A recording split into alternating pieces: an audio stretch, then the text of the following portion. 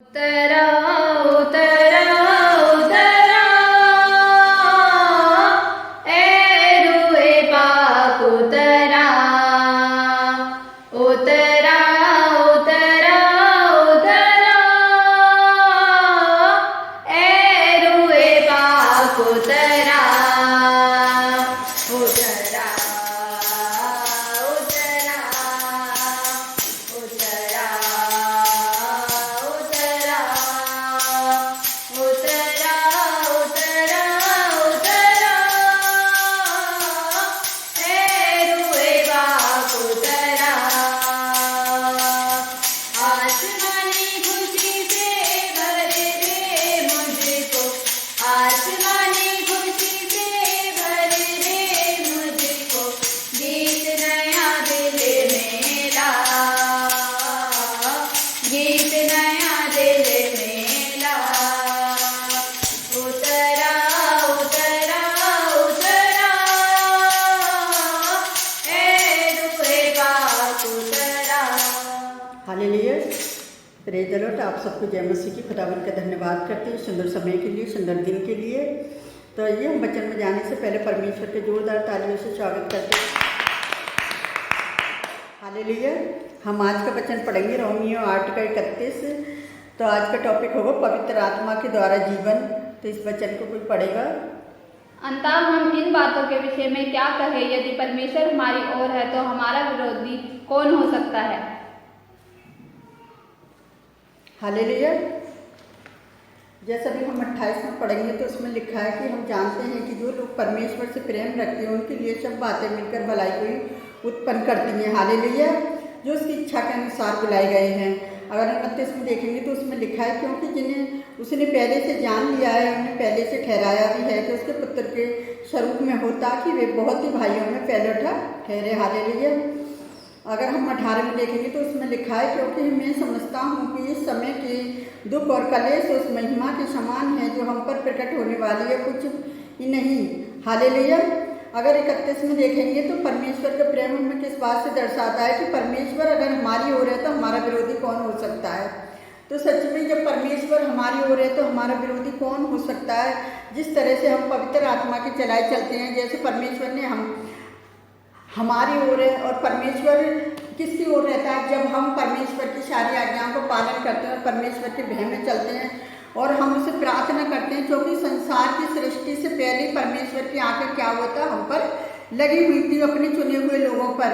हमारे लिए उसका अनंत उपदेश को रोक नहीं सकता, कोई भी रोक नहीं सकता उसके उपदेश को, जहाँ तक कि हमारे जन्म से पहले ही वो हमें जानता था। जिस तरह से अभी हमने पढ़ा 29 में, हमारे जन्म से पहले ही उसने हमें चुन लिया और बुलाया भी है और अपने परमेश्वर की पुकार सुने और मसीह में विश्वास किया और हमने विश्वास के द्वारा मसीह की धार्मिकता को प्राप्त किया। हमने अपनी मर्जी से प्राप्त नहीं किया, हमने परमेश्वर ने हमें पहले से ही चुन लिया। अपने चुने हुए लोगों के द्वारा परमेश्वर ने हमें क्या करा? परमेश्वर ने हमें धर्मी ठहराया। इसके बाद परमेश्वर ने हमें अपनी संतान और यीशु के भाई और बहन बनाकर हमें महाशक्ति किया। इसके साथ ही जब हम स्वर्ग जाएंगे तभी हमारे शरीर के पुरस्तान और हमें अपने पुत्र के स्वरूप में बनाने के द्वारा हमें पूरी तरह महिमा दी है। हालेलुया। इस प्रकार स्वर्ग में हमारी महिमा पूर्ण होगी, जैसा भी हमने 18 में पढ़ा। हालेलुया। परमेश्वर ने ये सब जो किया है हमारे लिए कर रहा है, वह उसके उद्धार का महान कार्य है। पौलुस ने 29-30 में जैसे उद्धार के स्तर को वर्णन कर गया कि संसार की सृष्टि से पहले हमारे लिए परमेश्वर की योजना और उसका उद्देश्य यही था कि हम उद्धार और अनंत जीवन प्राप्त करें और इस छोटे से जीवन की कठिनाइयों की तुलना उसे महान उद्धार से करें। हालेलुया। तो परमेश्वर का धन्यवाद करते हैं। जैसे अभी हमने पढ़ा, जब परमेश्वर हमारी ओर है तो हमारा विरोधी कौन हो सकता है? शैतान हमारे विरोध हो सकता है, लेकिन अंत में शैतान किसी सच्चे विश्वासी पर कभी भी जयवंत नहीं हो सकता। जैसे यूहन्ना 16:33 में। और परमेश्वर ने हमें एक अद्भुत वरदान दिए हैं, जैसे प्रेम, अनुग्रह, प्रेम, आनंद, क्षमा, उद्धार और स्वर्ग में उत्तराधिकार का भी मतलब परमेश्वर ने हमें वरदान दिया। और सबसे बड़ा वरदान परमेश्वर ने हमें क्या दिया है? यीशु मसीह पर, जो परमेश्वर का पुत्र है। जब हम परमेश्वर के शत्रु बने हुए थे तभी उसने अपने इकलौते पुत्र को दिया। जबकि हम उसकी संतान हो गए, कैसे हो गए हम उसकी संतान। ये हमारे लिए कोई छोटा वरदान नहीं है, हमारे लिए बहुत बड़ा वरदान है कि ये सभी दूसरे वरदान हमें मसीह में दिए गए हैं। मसीह सब प्रकार की आत्मिक आशीष पाए जाती है जब मसीह हमारे साथ है। और मसीह में क्या है कि सारी आत्मिक आशीष मसीह में ही है। जैसे अभी हम वचन में देखेंगे कि जैसे वचन में लिखा है, यूहन्ना की आयत में देखेंगे, जैसे यीशु मसीह जगत की ज्योति है। अगर यीशु मसीह जगत की ज्योति है तो फिर हम थोड़ी देर की ज्योति में क्यों चले, थोड़े देर के अंधकार में क्यों चले, हम हमेशा की ज्योति में क्यों न चले। जैसे आज संसार के लोग, जैसे वचन में लिखा है कि तुम संसार के दृश्य ना बनो। तो मेरे प्रिय भाई बहनों, मसीह भाई बहनों, हमें परमेश्वर के बेटे बेटी हैं तो हमें पता है क्या है कि संसार के जैसे ना बने, हम संसार के जैसे ना बने, हम लोगों की बातों में ना आए। अगर लोग जो काम कर रहे हैं वो ये लाइट वगैरह जला के, दीवा जला के जो काम कर रहे हैं वो काम हम ना करें, क्योंकि हमारी जगत की ज्योति तो यीशु मसीह है। तो इसीलिए हमें क्या करना है कि हमें संसार के दर्शन ना बनना है, और हमें क्या करना है कि हमें परमेश्वर की ज्योति में चलना है। क्योंकि परमेश्वर के हाथों में पड़ना बड़ी भयानक बात है। अगर हम किसी के कहने पर आके ऐसे काम करेंगे तो मेरे प्रिय भाई बहनों, हम अपने खुदावंत से अलग हो जाएंगे। हमें अगर खुदावंत से अलग नहीं होना तो हमें लोगों की बातों को नहीं मानना है, हमें खुदावन के वचनों की बातों को मानना है। और हमें खुदावन ने जो ज्योति हमें दी है, जो अंधकार से हमें निकाल कर प्रभु ने पहले से हमें चुन लिया, माँ के गर्भ से ही प्रभु अपने बेटे बेटे को चुन लेता है। जब हम लोग उसके चुने हुओं की नहीं चलेंगे, जब भी हम विपत्ति में सहायता के लिए प्रार्थना करेंगे तो परमेश्वर क्या करेगा, हमारी प्रार्थना को सुनेगा। अगर हम संसार के दृश्य बनकर चलेंगे तो क्या होगा, हमारी प्रार्थनाएं सुनी नहीं जाएंगी। तो मेरे प्रिय मसीह भाई बहनों, जो लोग जो काम कर रहे हैं अच्छा है, हम उनके विरोधी नहीं हैं, क्योंकि उनका विरोधी तो मतलब शैतान है, जो मसीह भाई बहनों पर वो आकलन करवाता है, उनका सताव करवाता है। लेकिन मनुष्य कभी ऐसा नहीं कर सकता, क्योंकि यीशु मसीह का विरोधी सिर्फ शैतान है। अगर परमेश्वर हमारी ओर है तो शैतान भी हमारा कुछ नहीं कर सकता। और जब परमेश्वर की आत्मिक आशीष हमारे साथ हैं तो हमारा कोई भी कुछ नहीं कर सकता, क्योंकि हम मनुष्य की बातों को ना मानकर हम परमेश्वर की ओर ध्यान दें और यीशु मसीह का बलिदान हमारे लिए व्यर्थ न जाए। क्योंकि यीशु मसीह हमारे लिए ज्योति बनकर आया है इस जगत में, कि जगत की ज्योति में, तो हम जगत की ज्योति हैं। और हमें जगत की ज्योति की तरह हम जब चमकते हैं ना तो शैतान को बुरा लगता है। लोगों के अंदर क्या करता है, जब जाकर क्या करता है, वो उन पर हावी करवाता है और उन पर हमला करवाना चाहता है कि अच्छा जी जगत की ज्योति बुझ जाए। तो ये जगत की वो ज्योति है जो यीशु मसीह के द्वारा दी गई है।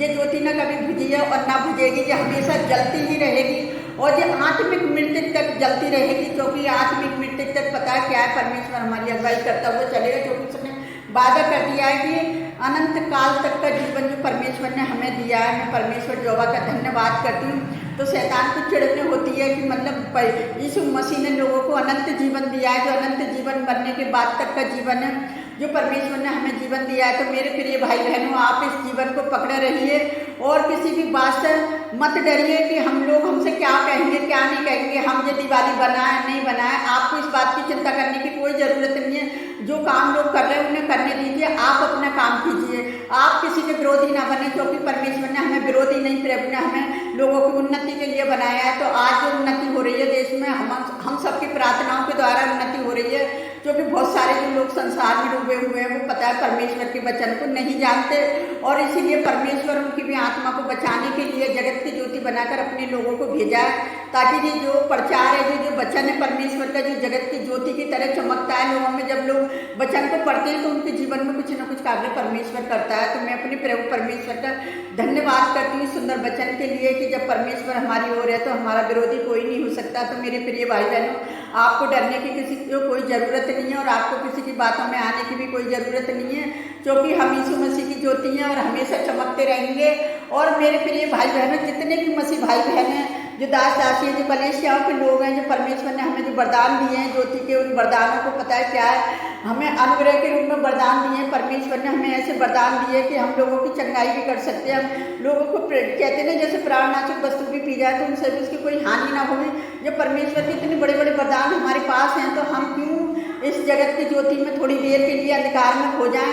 तो अपनी ज्योति को ना खोएं और ज्योति में आगे बढ़ते जाएं, ताकि परमेश्वर की महिमा हो और आपके नाम को भी परमेश्वर ऊंचा करने वाला। जितना तुम परमेश्वर के नाम को ऊंचा करोगे उतना ही परमेश्वर तुम्हें ऊंचा उठाएगा और परमेश्वर तुम्हें महिमा देगा, जो उसने वादा करा है कि अपने स्वर्ग राज्य के लिए उसने महिमा देने के लिए। और नीचे भी कहते हैं नीति वचन में लिखा है कि मनुष्य में और क्या है कि परमेश्वर के साथ का अनुग्रह तो तुम पर होगा नहीं, तो मनुष्य का भी अनुग्रह होगा। तो मेरे प्रिय भाई बहनों, हम परमेश्वर और मनुष्य को दोनों का अनुग्रह पाने वाले बेटे बेटी हैं। तो हमें परमेश्वर का धन्यवाद करती कि आप इसी तरह से परमेश्वर के बेटे बेटियां बने रहिए और ज्योति में चलते रहिए, और इस अंधकार की ज्योति को आप विड़हन ना करें और यीशु मसीह की ज्योति को विड़हन करें और उसी में आप बने रहें। क्योंकि वचन में यूहन्ना में लिख रहा है 15 में कि उसमें तुम मुझ में बने रहो और मेरी बातें तुम में बनी रहो, जो मांगो सो तुम्हारे लिए हो जाएगा। तो हमें अपने परमेश्वर की आवाज़ से मांगना, परमेश्वर पिता हमारे लिए सब कुछ कर सकता है कि यीशु मसीह का लहू बहाना, कूड़े खाना, उसका बलिदान व्यर्थ नहीं है।